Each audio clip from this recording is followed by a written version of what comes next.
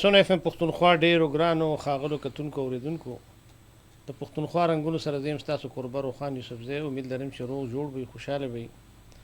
ګرانو کتونکو اوریدونکو نن د پښتونخوا پر رنګونو کې زمونږه موضوع کومه ده نو هغه د ډیر لوی زمونږ د دې خاورې بچي د دې خیبر پښتونخوا او د اردو ادب یو ډیر یعنی نړیوال شهرت لرونکي مترکی شاعر ادیب ښاغلي د احمد فراز صاحب د شاعرۍ څه ځانګړتیا یا د هغوی څه خاصیتونه دي. احمد فراز صاحب خو د هغوی شاعري یا فکر هغه خو دومره ګڼ اړخیز دی چې په هغې باندې کتابونه که ولیکلی شي زما په خیال چې احاطه به ونه کړی شي. یوازې د هغوی غزل نه دی، بیا د هغوی نه خاص کر نظمونه، بیا د هغوی شخصیت د شخصیت یې بل اړخونه دي. بهرحال هم په دغه موضوع باندې موږ خوش قسمته یو چې ذاتي طور زما کلیوال هم دی او ما دپاره دا هم د ویاړ خبره ده او دلته زموږ د ډېر د پېښور چې کوم زموږ ډېر مشهور او تاریخي علمي درسګاه ده، تعلیمي درسګاه ده، د ایډورډز کالج کې د اردو ژبې معلم دی او زموږ کشر هم دی. د یو پښتون په اردو ژبه کې شاعري او با په اردو کې کار او بل دا چې بیا دې مقام ته را رسېدل، دې مقام ته چې خیبر را رسېدلی ډېر لوېدلی پرېوتلی دی په لار کې. نو موږ سره په سټوډیو کې موجود دی په دې موضوع چونکې هغوی اوس پی ایچ ډي تقریبا مکمل کړې ده. د احمد فراز صرف د شاعرۍ چې کوم د هغې تنقیدي نقادانو څه کړي دي، بیا د هغې دوی یو تجزیاتي جایزه اخیستې ده. نو زه د هر څه ناول خپل ډېر ګران پروفیسر احمد بهار ته په پروګرام کې هرکلی وایم، سټوډیو ته راغلی دي نو هرکلی ورته وایم او په خیر علي ورته وایم. احمد بهار صاحب په خیر علي او خوشحاله اوسئ. ډیره مننه روخان یوسف زی صاحب، ستاسو یو جهان مننه. سونه اف ام خیبر پښتونخوا د ملګرو د منیجمنټ هم یو جهان مننه چې هغوی موږ ته بلنه راکړه او دلته په دې پروګرام کې تاسو سره زه ناست یم او پروګرام هم په هغه موضوع باندې دی، په هغه شخصیت باندې دی چې هغوی ډېر لوی مقام لري او په اردو کې خو د هغې یو ډېر لوی مقام دی. خصوصي موږ د هغې سره د مینې محبت اظهار هم په دې کولی شي چې د هغې چې کوم شاعري ده، د هغې فکر دی، فن دی، دا د دنیا ته نور هم وښیو. دا نه چې هغې داسې شاعر دی چې مطلب څوک یې نه پېژني، ټول خلک یې پېژني، خو دا د پښتون قام او زموږ خصوصي هغې په موږ باندې دا یو دغم دی. بالکل پکار دی او دا ده چې د چونکې شاعري خو احمد بهار صاحب داسې څیز دی چې دا خو ډېر زیات په دې کې ډېر زیات امکانات دي، ممکنات دي پکې او د احمد فراز صاحب په شاعرۍ کې هم ډوله ممکنات دي، بل اړخونه دي پکې. ګرانو کتونکو اوریدونکو په دې موضوع باندې به موږ سره بیا د ټلیفون په لیکه باندې زموږ د اردو د پښتو ژبې ډېر معتبره حواله ځانګړي اسلوب د لب و لهجې د جدید حسیاتو شاعر او زمونږ په اسلامي کالج کې د اردو ډپارټمنټ چیرمین ښاغلی ډاکټر اظهار الله اظهار صاحب به هم د هغوی رایې به هم مخلو. د هغې وجه دا ده چې دوی چې کوم د پی ایچ ډي اوس ریسرچ دی، تحقیق دی، نو د هغې زما په خیال چې نګران جی بالکل ډاکټر اظهار صاحب دی، هغوی به د دوی په دغه مقاله باندې هم موږ سره خپل نظر شریکوي. خو زه ستاسو په علم کې دا هم راوستل غواړم چې زمونږ ښاغلی احمد بهار صاحب چې کوم دی نو د هغوی اوس دغه لږه موده مخکې د شاعرۍ دا مجموعه په اردو کې راغلې ده. دا تاسو کتلی شئ شب آرزو، دا د دوی کتاب دی. احمد بهار زمونږ د ډېر تاریخي او د قدیم کلي یعنې چې یو وخت کې د هندو شاهي یا دارالخلافه پاتې شوې ده، لاهور، سلاتوره، لاتور او بلا نومونه. نو د هغه لاهور اوسېدونکي دي دوی، او دلته څنګه چې ما ذکر وکړو نو په ایډورډز کالج کې دوی د اردو دغه سره تعلق لري. دا د دوی کتاب راغلی دی شب آرزو په اردو ژبه کې، دا د دوی لومبۍ د شاعرۍ مجموعه ده او ظاهره ده چې حمزه بابا وایي چې ما کترې ته ګله کم نظر ونه کړی، په دویم ځل راتګ کې به باران یم. نو دا تاسو کتیم شي او دا په مارکیټ کې هم دا کتاب تاسو اغستی شي او کتی شي. بهرحال رابو شو احمد بهار صاحب دې ته به راشو چې لومبې د ستاسو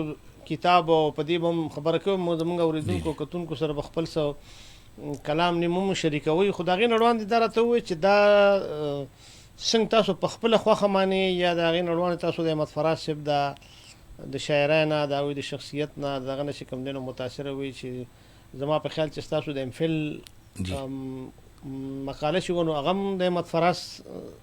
صاحب په دغه او اوس د پی ایچ ډي دپاره دا څنګه ستاسو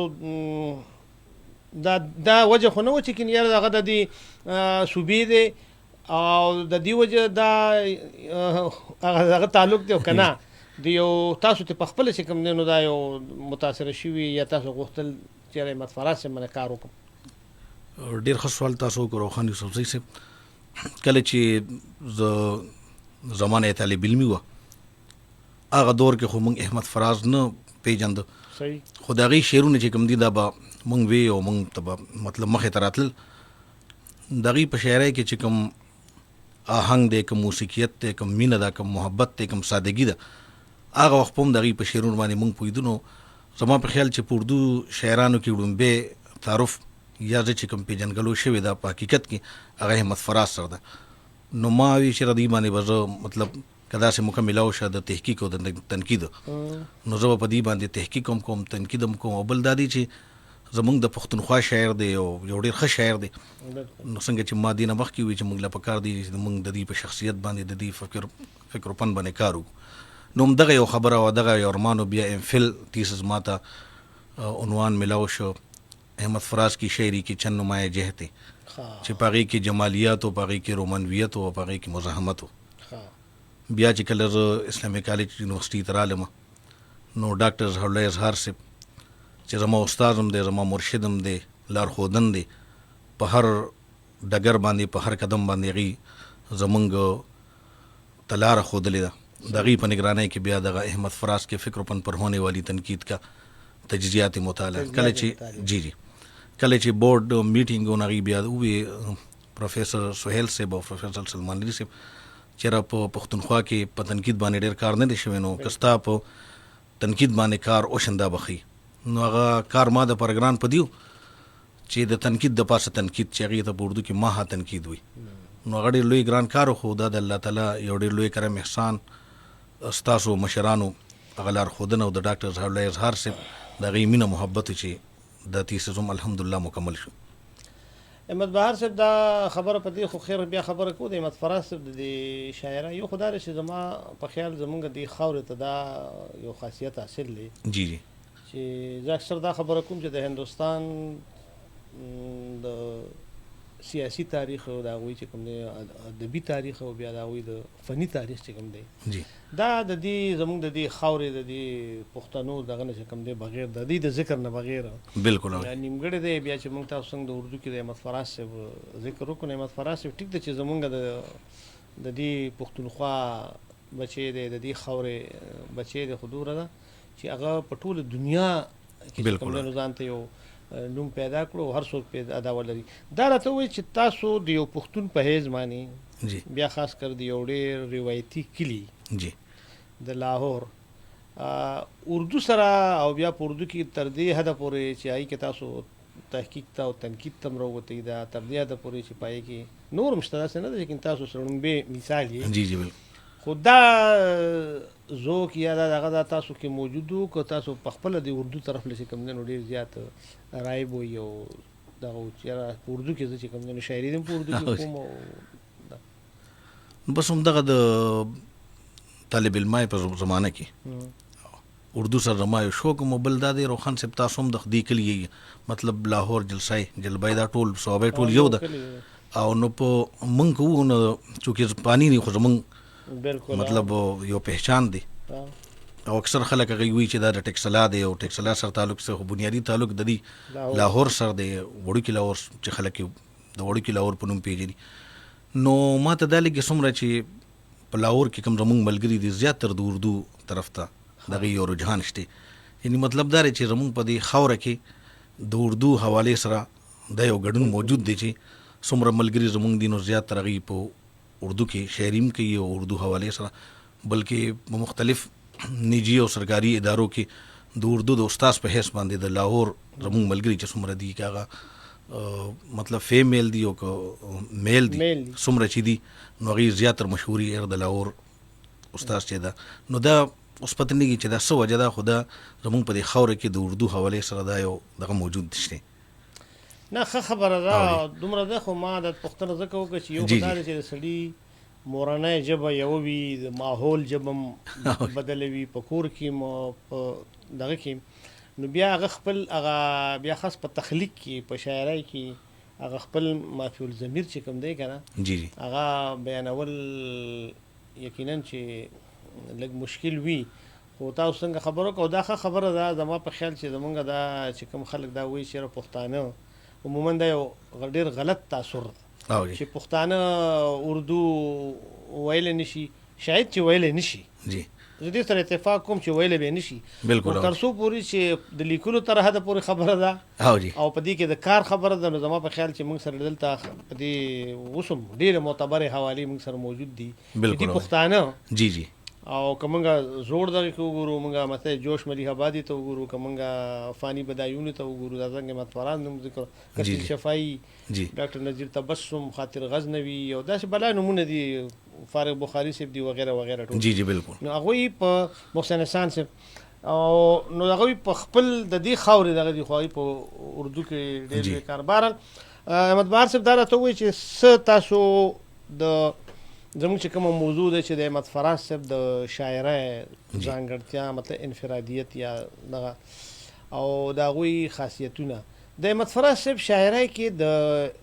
عشق او د دې رومان او د دې یا داسې وایو چې د قلبي وارداتو ډېر زیات ذکر دی او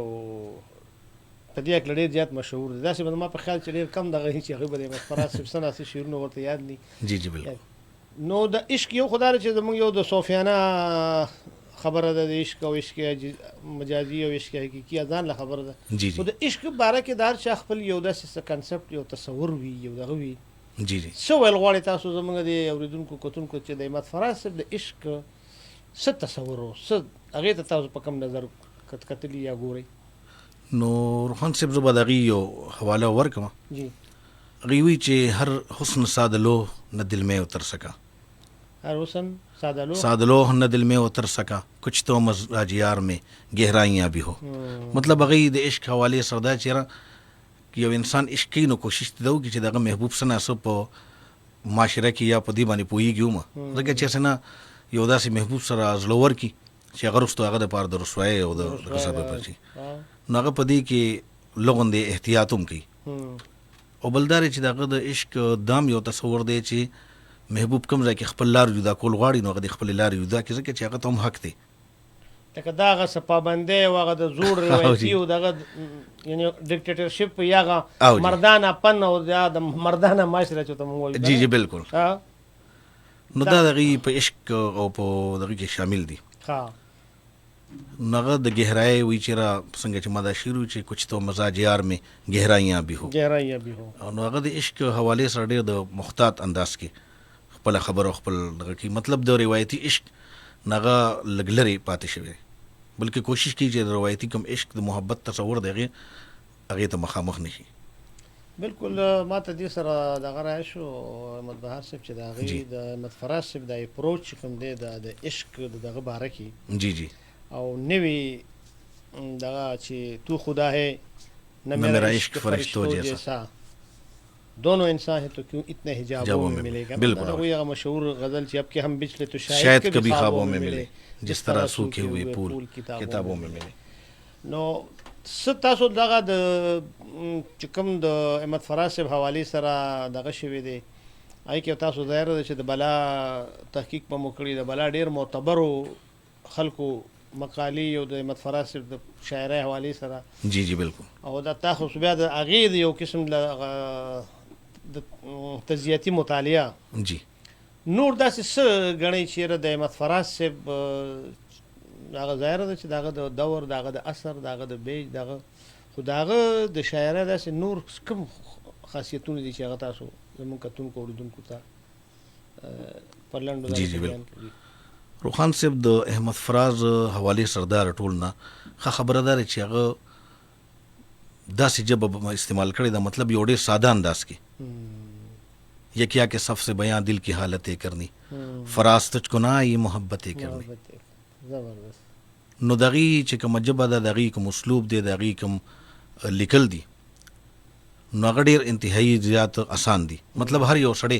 موږ دانش ویلې د آسان نه مطلب زما دا نه دی چې په هغې کې گهرایي نه وي نه مضمون پکې ښه مضمون پکې ډېر ښه جوړ ښه او ډېر په ډېر په آسان او ساده الفاظو کې هغې سهل ممتنع او دغه چې ورته موږ ویلي جی جی. قیاس لکه هغې وي چې تم تکلف کو بھی اخلاص سمجھتے ہو فراز دوست ہوتا نہیں ہر ہاتھ ملانے والا اوس دا خو به موږ چې کله اون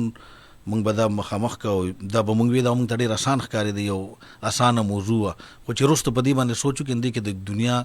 او د ژوند یو ډېر لوی حقیقت ملاو او پروت دی په هغې کې ځکه چې هر یو سړی تا سره په تکلف سره یا په اخلاص سره ملاو شي دې مطلب دا نه چې په هغه په زړه کې ستا پر اخلاص دی یا هغه تا سره دوباره ملاوېدل غواړي نو هغې وي چې تم تکلف کو بھی اخلاص سمجھتے ہو فراز دوست ہوتا نہیں ہر هاتھ ملانے والا نو د هغې په شاعرۍ کې یو خو د الفاظو صداسې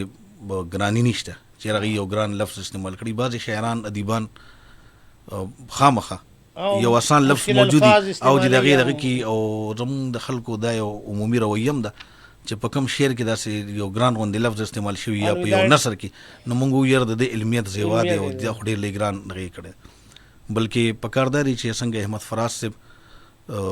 سره آسان ټکي موجود هغه هم په هغه آسان الفاظو کې د خپل ضمیر یا د مافي زمین مطلب اظهار یې کړی دی نو دا مطلب دا د روخان صاحب چې د احمد فراز د ټول نه ښه خبره چې ده په شاعرۍ کې هغه د هغه اسانتیا د رواني د موسیقیت دی احمد بهار صاحب تاسو خبر وکړه حمزه بابا وایي چې همزار سو کاینا د لطافت شي غزل جی ستا به هنر د سخن دا وي چې ساده کړې ژبه بالکل او جی نو څنګه چې تاسو ذکر وکړو نه یوازې د هغوی ژبه بلکې زما په خیال چې احمد فراز صاحب د هغوی چې کوم په شاعرۍ کې بیا د هغوی تلمیحات دي د هغوی استعاري دي د هغوی تشبیحات دي دا د هغوی تلازمي چې کومې دي بیا نوې نوې لکه مونږ وختي دغه ذکر وکړو که نه چې لکه تو خدا ہے نه میرا عشق فرشتو جیسا نو یا مغه بل شعر زما په خیال چې دغه چلے بھی آؤ کہ معراج عشق ہو جائے کہ آج رات اکیلا ہوں میں خدا کی طرح اوس دا نوی خیال نوی تلازمي او نوی دغه ته چې کوم دی نو دا د احمد فراز ځان ته یو بل شاعرۍ یو بل خاصیت دغه کوي ګڼلی کېږي جی جی بالکل بل روخان صاحب هغې چې په کوم دور کې وو نو هغه دور کې غټ غټ شاعرانو لکه ناصر کاظمي دی داسې فیض احمد فیض چې ځان لی احمد ندیم کاسمي منیر نیازي او نو په دغه ځای کې د یو پښتون شاعر دپاره خپل ځانګړی مقام جوړول یا د هغه یو ډېر لوی ګران کار دی بالکل خو هغې ځان له بل دا دی چې دغه دور کې هغه چونکې خپل هم دا وایي هلو السلام علیکم هلو السلام علیکم تاسو ته ترجیح هرکلی وایو ډېره ښه موضوع وروړې ده جی السلام کوم ځای نه مروره کار وکړو نوم هم راسره سپاره هم راسره خپل وکړئ مهرباني شاهین بازار نه مرنګ وکړو جی ډېره ښه موضوع وروړې ده ترجیح جی جی مهرباني یو څو شعرونه ډالې کو جی وای ارشاد وایي چا کې چې عشق نه وي هغه کې خو ایمان نه وي وایي چا کې چې عشق نه وي هغه کې خو ایمان نه وي داسې انسان خو وي کافر ته مسلمان نه وي وایي چا چې سودا وکړه په بدل یا رسول الله وایي چا چې سودا وکړه په بدل یا رسول الله وایي دغه سودا کې خو به هېڅ چېرې تاوان نه وي ډېره مننه د نوم مو سره جي جی نوم مصف دی جی سپر ډېره مهرباني ډېره مننه چې موږ ته مکال وکړو خپل شعرونه هم راسره شریک کړل قربان ډېره مننه جی بهر صاحب تاسو جی خبره نیمګړې غونه پاتې شو زما په خیال او جی هغه دور چې کوم هغه د ناصر کاظمي او دغه غټ شاعرانو دور په هغې کې خپل نوم پیدا کول او بیا په عالمي سطح باندې د هغې مطلب یو نوم پیدا کېدل چې هغې په احمد فراز صاحب تقریبا ډېرو ملکونو ته د مشاعرو لتلی دی او ډېر لوی خلک کېدای شي موږ یې دوره نه پېژنو څومره چې د نور دنیا خلک پیژني. نو په هغه وخت کې چې کوم د خپل نوم پیدا کېدل یا خدغه کې یو څو خبرې نورم دي روخان صاحب چې د هغه دور چې کوم خخه گایکو خسندرغاړو خ د غزل دغه پاره کې ډېر لوی کردار ادا کړی د څنګه چې بالکل میډیسن صاحب او جی هغه وی چې یو مشهور غزل چې رنجشی صحیح دل ہے دکھانے کے لیے آ پھر سے مجھے چھوڑ کے جانے کے لیے آ کس کس کو بتائیں گے جدائی کے سبب ہم تو مجھ سے خفا ہے تو زمانے کے لیے بالکل احمد بهار صاحب د احمد فراز صاحب تاسو څنګه ذکر وکړو په دغه دومره ګڼ سایدار او دا دومره د ګورو ونو په موجودګۍ کې سر استل ځان ته جدا لار جدا आवाज جدا انداز کې را مخې ته راتلل. بالکل نو زما په خیال چې دا د احمد فراز صاحب چې کوم دی نو ډېر لوی کمال دی. او څنګه چې ما ذکر وکړو چې موږ سره به د ټلیفون په لیکه باندې زموږ ډېر معتبر زموږ ډېر ښه شاعر ادیب د اردو د پښتو موږ په ویاړ کوو د بلا ګڼو کتابونو مصنف او ښه تر ټولو نه خوږ شخصیت او زما خو بیا ذاتي طور چې کوم دی نو ډېر خوږ ملګری دی. ډاکټر اظهار الله اظهار صاحب ته په پروګرام کې هرکلی وایم. السلام علیکم روخان یوسفزي صاحب تاسو خو زموږ د پښتنو شمله یې ماشاءالله د لفظ د نفسیاتو نه چې څومره تاسو خبر یې ډېر مننه. کم خلک به داسې دي. ډاکټر صاحب زمونږ ستاسو شاګرد موږ سره دی وخت کې ناست دي احمد بهار صاحب د شب ارزو خالق او بیا د پی ایچ ډي چې تاسو سره کې د احمد فراز صاحب د شاعرۍ چې کوم د تنقیدونه شوي دي او د هغې بیا هغه تجزیاتي مطالعه نو وړومبی به راله دا ووایي تاسو چونکې د هغوی نګران هم یئ او تاسو کوم موږ زه خو پخپله په تاسو باندې په دې ډاډه یم که زه غواړم تاسو ګنټه نه په ګنټو باندې د احمد فراز صاحب په شاعرۍ د هغوی په فکر د هغوی په اړخونو شخصیت باندې خبرې کولی شي. خو دا دوی کار ته تاسو څنګه دغه مقاله چې دا دوی په ذکر وکړو چې دا په دې کې ستاسو ډېر لوی کنټریبیوشن دی د سهیل صاحب او ستاسو ذکر خصوصي وشو نو دوی ته په دغه نظر که مو راسره لږ شریکو زموږ د کتونکو اورېدونکو سره نو مننه وي. صاحب خو روخان صاحب په دې هم ډېر لوی کار کړی دی که نه چې د دومره لوی عالمګیر شخصیت نه جی جی لاسونه را چاپېره کول تحقیقي لاسونه را چاپېره کول دا د هر چا د وس خبره نه ده. بالکل ځکه چې د برصغیر یو نقاد وی چې د احمد فراز هر شعر د دې برصغیر د ټولو نه نوې خبر وي. دا د هغه یو شاعر د هندوستان باندې نمونه هېرېږي هغه دا وی چې هندوستان د په دې نه نازېږي چې هغه دماکه کړې د ایټمي او جوهري قوت دی د هغې نه زیات قوت د احمد فراز په شکل کې چې نو پاکستان سره شته. نو دغه بیا د احمد فراز شاعري چا ووایي چې دا د ځوانانو شاعري ده خو اصل کې دا د ژوند شاعري ده او ژوند کې چې څومره اړخونه دي هغه ټول اړخونه د احمد فراز په شاعرۍ کې دي او موږ سره ډېرې مقالې په دې موضوع باندې ولیکلې شوې. هغه ټولې مقالې بهار صاحب ځان ته مخې ته ایښې وې د هغې تجزیې کړي دي په هغې نیوکې کړي دي د هغې استحسان یې بیان کړی دی د هغې نوې چې پکې کوم امکانات راوتی شو هغې په ګوته کړي دي. نو د دې تحقیق یو خو ډېر زیات فطري دی اوریجنل دی د پښتونخوا په شانتې د پښتنو په شانتې بالکل چې نو په دې کې منافقت نشته که نه چې څه یې لیدلي دي او په څه پوه شوی دی نو بس هم هغې لیکلي دي خو چې څه یې لیکلي دي نو په کوشش یې کړی دی چې په هغې کې د مبالغه نه وي په هغې کې د صرف اوریدلې خبرې نه وي. هغه زموږ رشید احمد صدیقي به وایي که نه چې د صحافي لپاره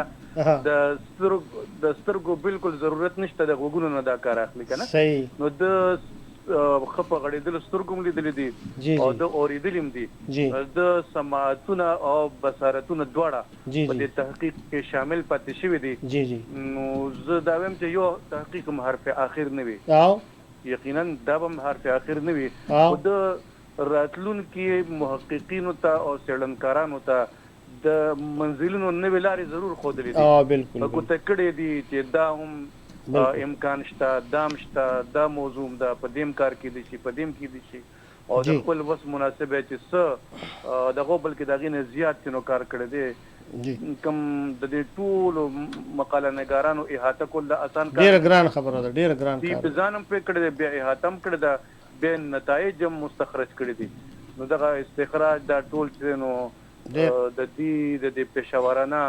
ژوند سره هم تړلي دي او په پښتنو باندې چې نو د نوې حقایق زیری هم کړی دی روخان صاحب ډاکټر صاحب بالکل او دا تاسو ډیره بنیادی خبرو کا لکه مطلب دا چې د دوی چې ظاهر ده چې مطالعه د دې لپاره د نور مقالې د ډیر لوی نقادانو دغه لستل او پاغي باندې منداغي یو قسم له جایزه غستل تنقیدی جایزه غستل ډاکټر صاحب دا راته وایي چې اردو ډپارټمنټ دا هم د پیښور د اسلامي کالج خبره چې موږ تاسو ولته ماشاءالله موجود دي دغه د ډپارټمنټ د چیرمن پیس اوسه پوری د احمد فراز صاحب باندې دا غوي څومره کار دغه تنه بي اس یا دغه چې کوم دین یا نور دغه احمد فراز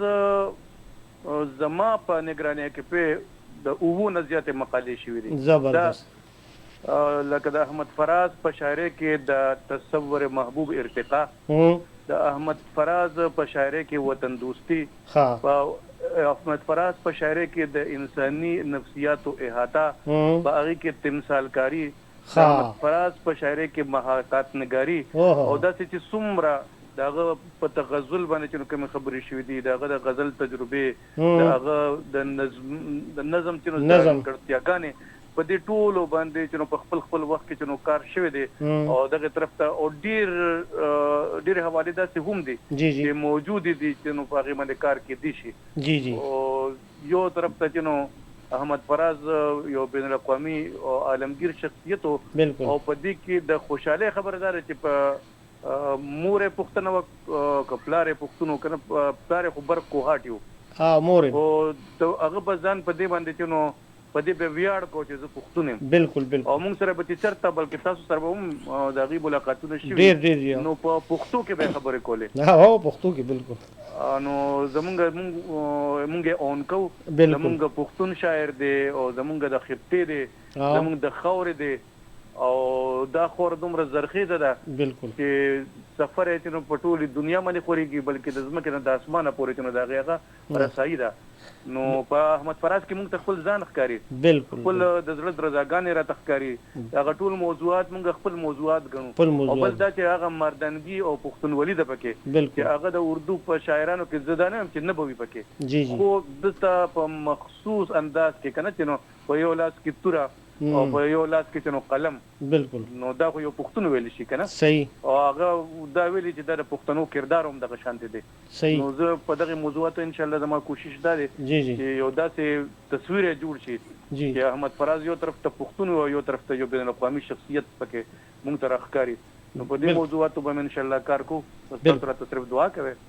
ډیره مننه ډاکټر صاحب تاسو بالکل په لګ دغه کې مرزا ډیر وای په لګ کې ډیر په لګ کې انتخاب دی او بیا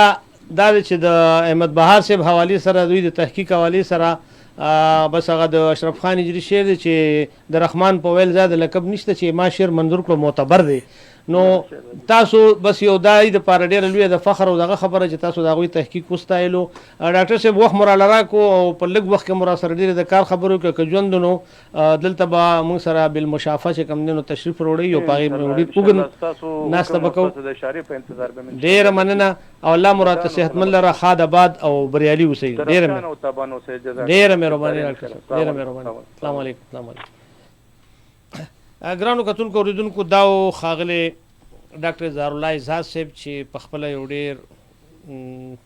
بهترین د اردو د پښتو شاعر یوازې شاعر نه بلکې ډیر ښه ناول نگار سفرنامه نگار بلا زموږ ملګری د یو ځای پاتې شوي یو د یو مدرسې د ساولیکونکو مرکې چڼي پاتې شوي او بیا دا چې زموږ په ملګرو کې یقینا زه د بغیر د دې نه بلا مبالغه چې اظهار الله تعالی ډیر ښه ذهانت ورکړی دی او الله تعالی پکې ډېر زیات تخلیقیت چې خبرې هم کوي د هغه خبرې هم چې کوم دی نو شاعري وي. بهرحال احمد بهار صاحب د احمد فراز صاحب حوالې سره خو هغوی هم خبره وکړه او ما په خیال چې تاسو لپاره دا ډېره لویه د ویاړ خبره ده چې ستاسو نګران هغه د ستاسو پی ایچ ډي او ستاسو تحقیق او ستاسو خواري چې کوم دی نو وستایله. دا راته وایي چې ستاسو کتاب هم راغلی دی شب آرزو او شاعري هم تاسو کوئ، نو زما په خیال چې زمونږ کتونکي اورېدونکي به بیا دا تمه هم لري چې موږ د احمد بهار صاحب احمد فراز صاحب باندې خو کار کوي، خو په خپل هم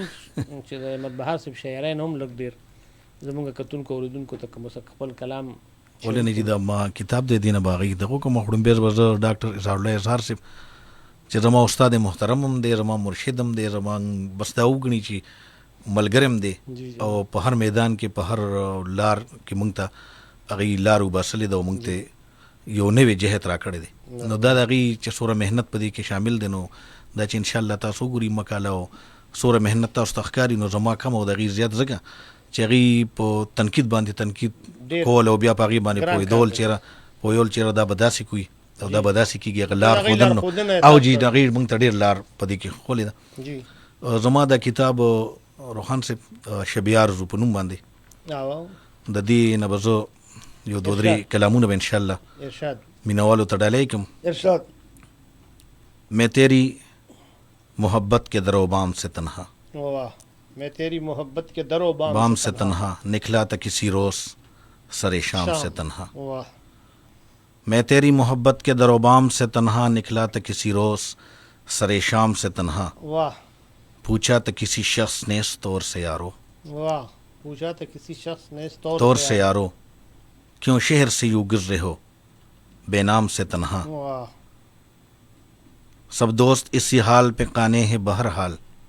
سب دوست اسی حال پہ کانے ہیں بہرحال، لڑتا ہوں میں اس دور کے بحرام سے تنہا. سب دوست اسی حال پہ کانے ہیں بہرحال، لڑتا ہوں میں اس دور کے بحرام سے تنہا، ایک روز تو اس دل کی زیارت بھی تو ہوئے، ایک بار تو اس دل کی زیارت بھی تو ہوئے،